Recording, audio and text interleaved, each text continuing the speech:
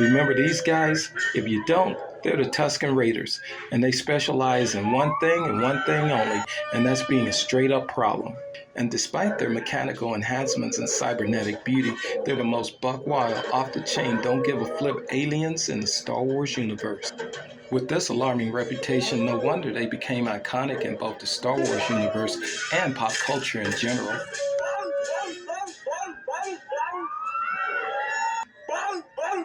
Yeah, don't forget, these are the guys who had R2-D2 hiding trying to call the police, after jumping C-3PO and ripping his arms completely off. And then they knocked out Luke Skywalker and tried to steal his car. They're the kind of folks that don't play well with others, and you probably shouldn't invite them over for Taco Tuesday or Super Bowl Sunday. Even Obi-Wan doesn't want to deal with them. Some people are easily startled, but they'll soon be back, and in greater numbers. With that being said, we're going to step into the Star Wars universe and do the headpiece that defines this off-the-chain buck-wild character. So get ready. This craft is going to make you twist and shout. Hi, morning guys. Hope you're having a great morning so far. Hey, I got a new mug. Check this out. I'm going to hold it up to the camera. It says, live well, laugh often, love much. I'll do a little bit more of that. Now, I have a confession to make. I've been a big-time Star Wars fan. I've been a Star Wars fan ever since I was a kid, and even right now, even into my late 40s. But, pretty much as I got older, I appreciate, the Star Wars genre even more. I'm liking what they're doing with the new series, like The Mandalorian. And, they got Ahsoka coming out pretty soon, which I can't wait to see. And all in all, it's just, oh yeah, I love Obi-Wan. Obi-Wan was off the chain. That one was really good. Very well done. But what we're going to do today is the headpiece of Tusken Raider. We're going to do the, pretty much the mass form. And it's going to be a lot of fun. And I guarantee by the end of this video, you're going to know what a Tusken Raider is if you don't already know now. So this is going to be a good one. It's going to be a blast. So you know what? Don't even put your seatbelt on because we're going to drive this one straight over the cliff. So, yeah, just enjoy yourselves. Wow. Tusken Raider. Okay, we're going to make that happen. Alright guys, we're going to get back to the headpiece, but I want to show you my favorite lightsaber scenes from non-Star Wars movies. The shot! Drop the gun! Christ, the merchant.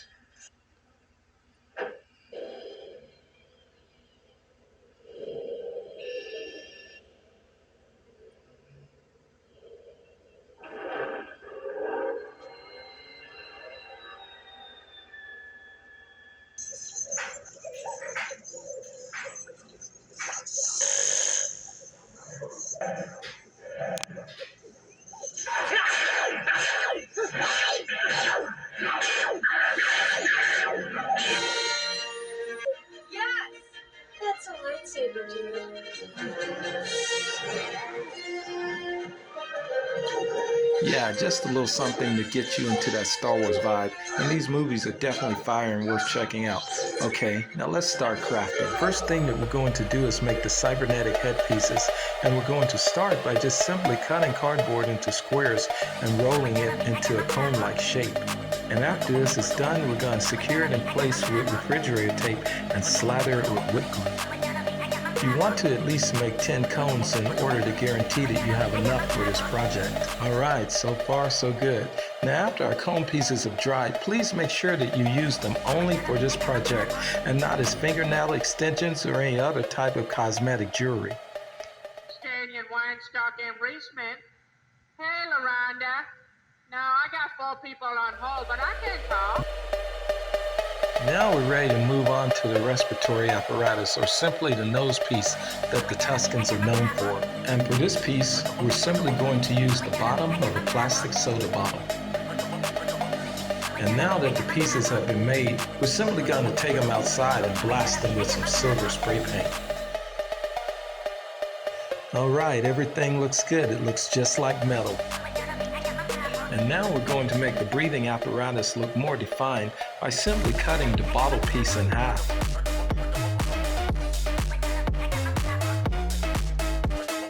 Alright, a few snips there, a few cuts here. Let's see what we got. Okay, I think I nailed it. And now we're ready to fashion eyepieces. And the way we're going to do this is with good old-fashioned all-American tissue paper. Now before we get started, the rollers have to be completely empty. However you want to do this is entirely up to you.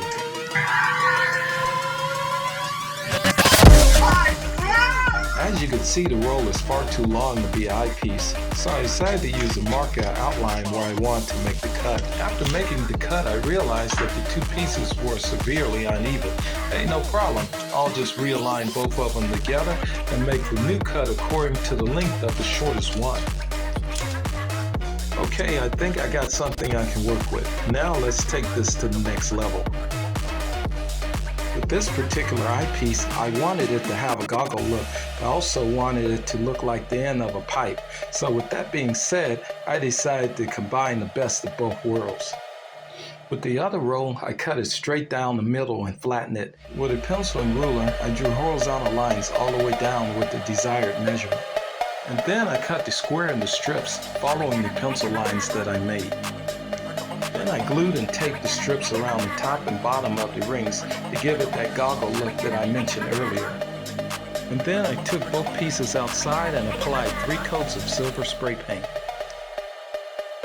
Alright, and now we're ready to move on to the mouthpiece. We're going to start this particular piece with a piece of wire loosely rolled inside of a paper towel.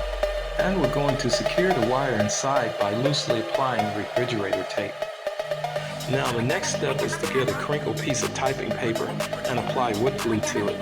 And after this is done, we're simply going to wrap it around the covered piece of wire. With an extra paper towel, we're going to tear it into pieces, and then we're going to crinkle the pieces into wave-like ridges. After this is done, we're going to bend the paper-covered wire into a circle. We're going to bend the circle into a pseudo-square-like pattern. Alright, our wood glue is dry. We got our desired shape. Now you knew this was coming. Let's go ahead and get some texturizer put on this thing. But just in case you don't know, texturizer is simply black paint and glue mixed together. Off camera I added texturizer to the crinkle pieces as well.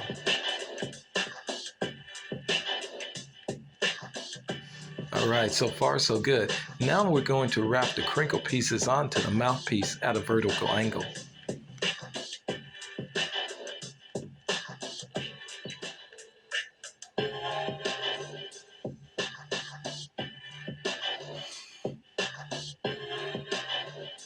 As an extra precaution, I put a little refrigerator tape on back to lock it in place. Alright, not bad. I think I got something I can work with. Now we're getting ready to move into the full headpiece. And this part is pretty simple, and you can either use a bucket or your kitchen sink. You're simply going to place the dinner napkins into the sink and blast them with acrylic black paint. After a few seconds, your dinner napkins should have a nice oil change look. And after this is done, you're simply going to rinse with cold water. On an extra note, while wringing out your napkins, please be careful not to rip or tear them. After the dinner napkins have been thoroughly rinsed, hang them in a nice place to dry. I'm going to use this old palette. A few hours later, I bought in the dinner napkins after they were nice and dry. Off camera, I used the iron lukewarm to get out the excessive wrinkles. Now this next part is extremely important. What you're going to do is align 4 dinner napkins side by side, tape them together, and make one huge dinner napkin.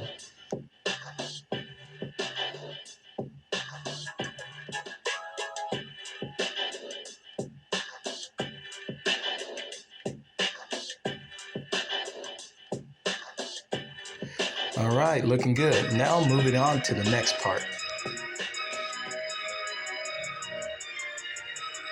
Alright, this next step is going to look like a torture scene from a movie, but as always, trust the process. What I'm simply going to do is place the dinner napkin piece over my head and loosely bind it with my hands to the back of my neck. And then I'm going to carefully tear an opening for my eyes. For this step, please use only your hands. Do not use any cutting devices, scissors, or any type of metal. It can cause permanent damage to your eyes and face. Remember, safety is always first. And after the hole is torn, we're simply going to put tape in the back to hold everything in place. Now with a black magic marker, we're simply going to mark and outline our mouth, nose, and forehead region onto the headpiece.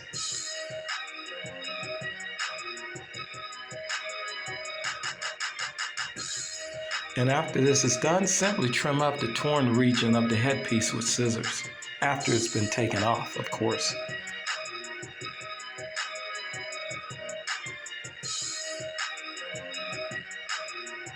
After cutting away the excess material, I decided to add more tape to cover any holes that may be in the mask, and also too, to give it more strength and durability and overall shape altogether.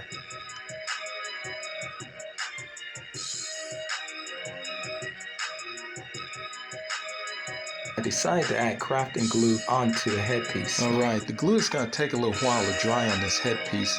During the meantime, we're going to talk about the differences between Star Wars and Star Crash. Alright guys, we're going to talk about Star Crash, one of the best Star Wars knockoffs that's ever been made. Now over the years, it's been getting a lot of hate from a few Star Wars fans. But basically, bottom line, I love Star Crash. I'm going to stick up for it because it's got everything that I like. A lot of you feel that it's a cheap knockoff. Hell, they even ripped off the poster. Look at this. You got a Star Wars poster right here. Now you got a Star Crash poster over here. You can barely tell the difference. Yeah, the special effects are god-awful, but it's the best god-awful Star Wars Dollar Tree knockoff you ever want to see. So sit back, relax, and you don't need to get high to watch this movie. This movie will get you high. And just to clarify things even further, Star Wars has Princess Leia, and Star Crash has Princess Stellar Star. You know what? I'm not working with that. We can do better. Alright, since Star Wars has Ben Kenobi Obi-Wan, we're going to call her OC-1, Off the Chain One. And even though these characters have transcended in the comics and pop culture in general, they still have their own particular style and flair, but most of all, fighting abilities. For example, OC-1 has the galactic karate chop with the atomic Karen flip. Here, check out how lethal the atomic Karen flip is in slow motion. I want to see your manager. I ain't got no receipt.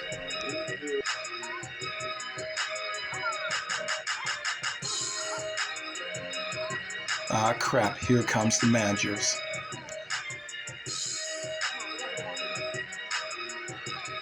Now, Princess Leia, on the other hand, she uses more of a direct approach. She has the off the chain with a chain alien slug choke move. No, really, there's a chain right there.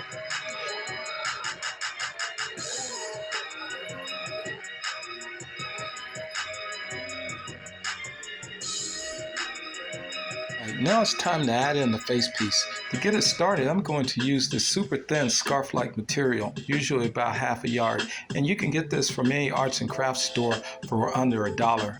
And what you're going to do is pretty simple. You're just going to double it up until you can still see through it, but no one else can see your face on the opposite side. And then after this is done, you're going to cut it slightly bigger than the cutout portion of the face piece. And then you're simply going to silicone the edges together. And after the silicone is completely dried, we can begin assembling the face.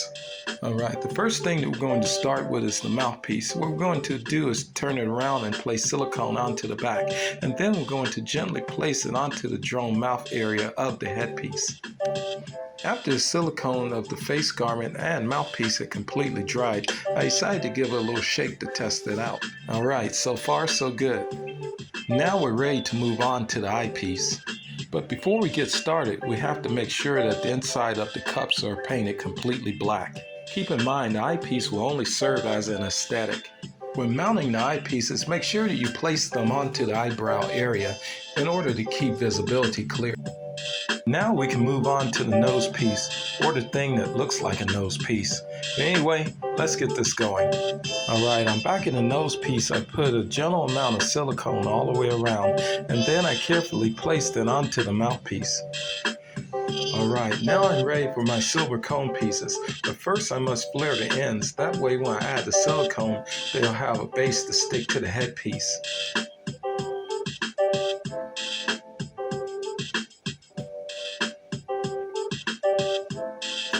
There they go, nice and flared. Now I got something to work with.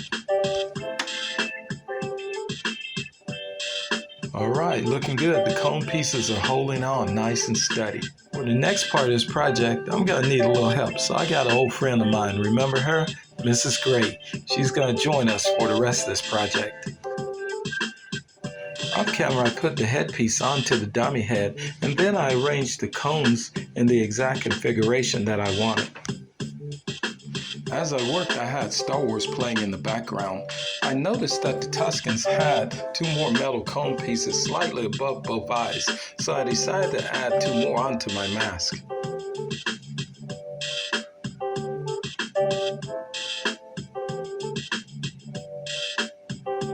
Now it's time to make the fragmented bandages of the headpiece. This particular part is extremely important, but extremely simple.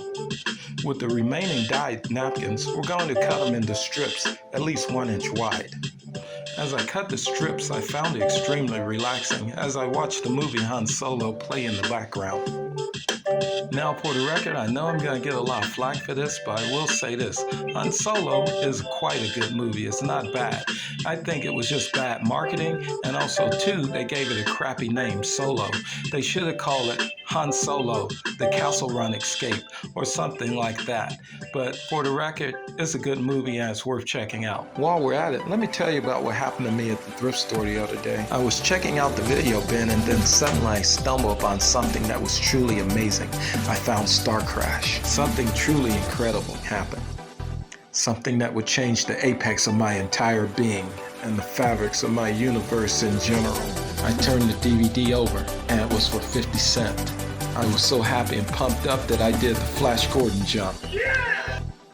Then I also bought Your Hunter from the Future and She-Wolves of the Wasteland. Then I did the Flash Gordon jump one more time with the yell. Yeah! Then security came over and asked me to leave. That's okay because now I have Star Crash. Alright, this next part is going to be icky, sticky, messy, and good old-fashioned crafting. But I guarantee you're going to love it. With a paintbrush and a small amount of water, what you're going to do is cover the main portions of the headpiece with crafting glue. Make sure you get in the cracks and crevices. You don't want any parts coming loose as you wear it. Alright everybody, get ready. I'm going to rap for you. No, not that kind of rap. This kind of wrap. What we're going to do now is just simply get the bandages that we just cut and apply them to the headpiece. Make sure that you get around the eyes and also the cone pieces really good. While applying the bandages, keep the middle clear because this is the portion that you're going to look through. Off camera, I added a little bit more refrigerated tape in order to give it extra detail. After this was done, I mixed up some texturizer in order to bind it with the rest of the headpiece. Black paint and sandtone paint and applied it in a splotchy-like manner in order to camouflage the visual square of the headpiece. Wow, will you look at that? One awesome looking Tusken Raider headpiece. You know what? Let's take this for a test drive. All right, guys. Hey, thanks for joining me. I know this one was a little bit lengthy, but hey, it was a lot of fun. It was a blast. And it gave me some pretty cool ideas of cosplays and outfits that I want to do in the near future. Like pretty much basically it's this famous mommy from 80s metal band that, you know, I'm still fond of to this day called Iron Maiden. And so we're going to do a cosplay of that. And also, too, this just put my mind in some fun places. And anyway, thanks for joining me. And I'm going to leave you my little spill. Is if it ain't good, don't do it. And if it's bad, don't say it. And do like my coffee mug here says, live well, laugh often, and love much. I'm going to do all that while I watch these cheap-ass thrift store movies that I got. But anyway, take care of yourselves. And hey, thanks for joining me. And I'll see you in the next video. Take care of yourselves.